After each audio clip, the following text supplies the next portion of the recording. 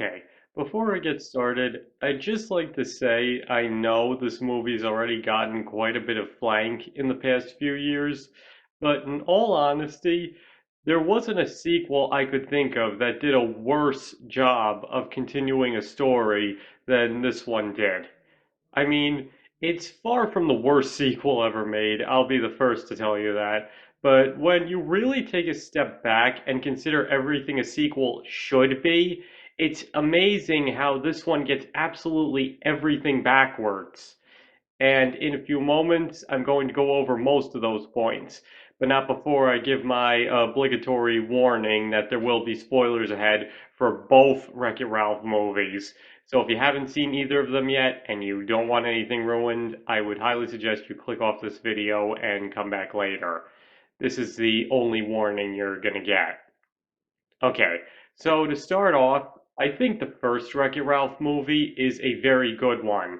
It's a love letter to retro and arcade video gaming and mixes both the styles of older and newer games very well. The story is a nicely told one and all the characters are very enjoyable to watch, even the villains. And of course, how can anybody forget that plot twist? In fact, I've even heard some people say the movie is slightly underrated and doesn't get quite the praise it deserves. So I guess the obvious question is, where did the sequel go wrong? Well, there are many different answers to that question, but I'll start off with one of the most important, the characters. You see, in the first movie, Ralph comes across as a simple, polite everyman who has an undeserved reputation as a horrible person. Sure, he's got a bit of a temper, but he's obviously a really nice guy. Even the bad things he does are either born from a good place or a desperate desire to be included. At no point do you ever feel anything but complete sympathy for him or don't completely understand his actions. And as many have pointed out, he's also more intelligent than he seems, such as quickly coming up with the idea to erupt Diet Cola Mountain as a way to save Sugar Rush based only off very basic information. And as far as Vanellope goes, she does initially come across as a brat, but we later see that's a mask she puts on to hide her extreme pain and loneliness. Even Ralph, who has no reason to feel anything but pure anger for her, is so disgusted by the other racers' treatment of her that he comes to her rescue, which is just another example of the kind of person he is. Basically, in the end, both characters have their flaws but are good people deep down who just desperately want to be included. And that's part of the reason I think the movie works so well. That's something a lot of people can relate to. And then we got the sequel, and it's as if the virus in that Tron game either gave them both brain damage or just plain took over their bodies, because they don't act anything like they did in the first movie. Ralph goes from being a fairly intelligent everyman to a selfish, borderline doofus with crippling insecurity issues. I mean, even setting aside that he's a lot dumber than he should be, the Ralph from the first movie would have never unleashed the virus into that video game. I will argue that point all day long. He never would have done something so selfish and stupid. I mean, I can buy the fact that he might have abandonment issues after living alone and ostracized for so long, but this movie takes those ideas way too far and makes him way too clingy. Especially towards the end. It's honestly really creepy seeing a grown man so obsessed with a little girl like that. But if you ask me, Vanellope gets it way worse. Because here's the thing. She really has no leg to stand on saying she's bored with her life. She's been an outcast for 15 years and now she's running the place. She should honestly be living her dream life. Now, exploring the idea of somebody getting everything they wanted and still not being totally happy is actually a pretty interesting idea, but this movie goes about it in completely the wrong way. I mean, if she's bored, go onto the internet and race in other people's games during your off time. But when the arcade is open, you've got a job to do. But instead, the movie portrays her as completely in the right, when in actuality she comes across as an entitled, ungrateful, selfish brat who never considers her actions and how they affect anybody else. I mean, the movie paints Ralph as Ron for not considering Vanellope, but never paints Vanellope as Ron for not considering Ralph or especially her game. And the whole moral of the first movie pretty much came down to sometimes you want more out of life, but never forget where you're needed. But that also doesn't mean you still can't find more happiness or meaning. And in all honesty, I think that's a great moral. And the sequel completely throws it out the window and portrays it as perfectly okay that she just ditches her game and the arcade to follow her impulsive dreams. And that's not even getting into the fact that it completely sidelines two of the first movie's main characters as well. But in all honesty, maybe it was better off that way after what they did to Ralph and Vanellope.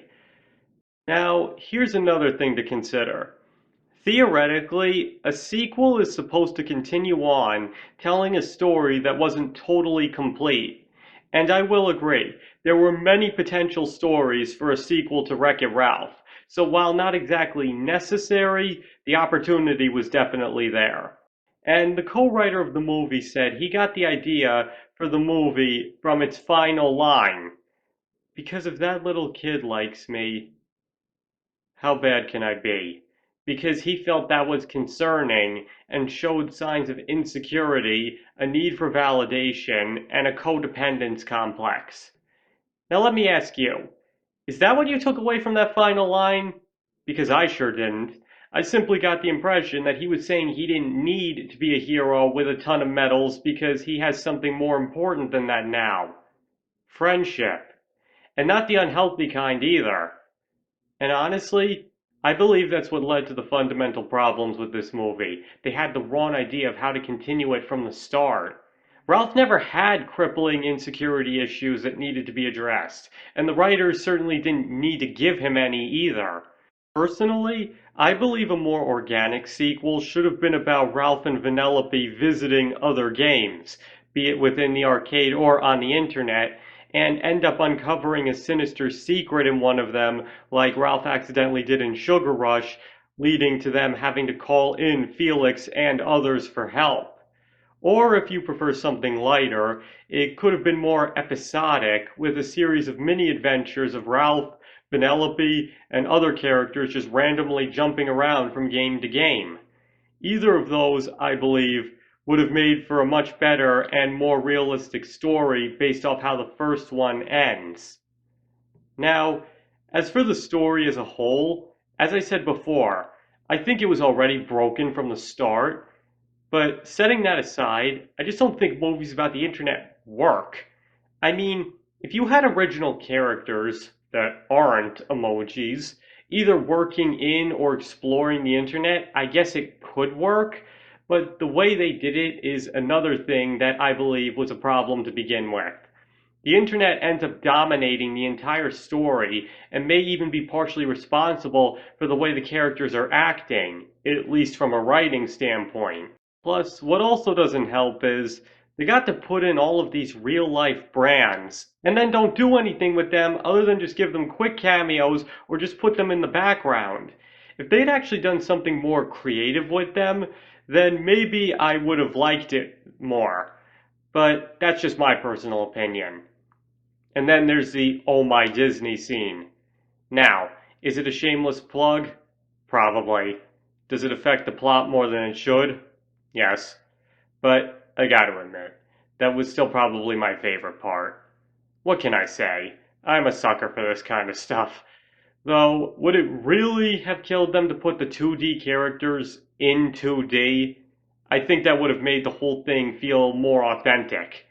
But watching all the Disney princesses interact together, you can't honestly tell me that some of you lifelong Disney fans never dreamed of such a moment. And for what it's worth, at least the princesses do actually contribute to the plot in a meaningful way and aren't just there for the sake of it. But to get back to the writing itself, I think another problem is its moral. Just like Raya and the Last Dragon, this movie shoves its messages down your throat in the most obnoxious way possible at every turn, throwing subtlety completely out the window. And of course, what also doesn't help is that the moral is broken because of what I mentioned earlier, meaning it's being preachy about something that even its own narrative isn't following, which means that they were, in essence, taking a broken moral and shoving it in the audience's face. Now, obviously, that's not going to exactly endear them to you, especially when you compare to how they did it in the first movie. I mean, I'm not saying it was worse than Raya and the Last Dragon, but to put it simply, I can see why many people were complaining about this movie after it came out. So, to put it into perspective, this movie continues the story set up by the first one in all the wrong ways, turns its characters into unlikable shadows of their former selves, lets one specific aspect dictate most of the plot, and is way too preachy about a moral that doesn't even land within the context of the story. And as I said at the start, that is all the things you want to avoid when making a sequel. As any storytelling expert, which granted I most certainly am not, will tell you. A proper sequel should know why it's choosing to continue the story. Stay true to the characters as much as possible. Always put the story and characters before individual aspects of the plot, and certainly make sure any and all morals they want to give work within their own narrative. Like I said before, they got it all so backwards, it was as if they were trying to do it on purpose. And yet they still made millions of dollars off of it and got good reviews from critics, which I feel only speaks to either the power of Disney or the power of the internet itself. Okay, that pretty much sums it all up. But now I'd like to hear your thoughts. Do you think Ralph Breaks the Internet is the perfect template for how not to write a sequel? Or do you think it's a good movie that gets too much hate? Please feel free to let me know in the comments below. And remember, if you think I'm wrong about everything I just said, that's fine. I don't even hate the movie per se. I just really liked the first one and was very annoyed with what they did with the sequel, even when I looked at it objectively, which is why I decided to make this video. But again, that's just my opinion, and you are free to disagree with it. Thank you all for watching. I really appreciate it, and I hope to see you all next time.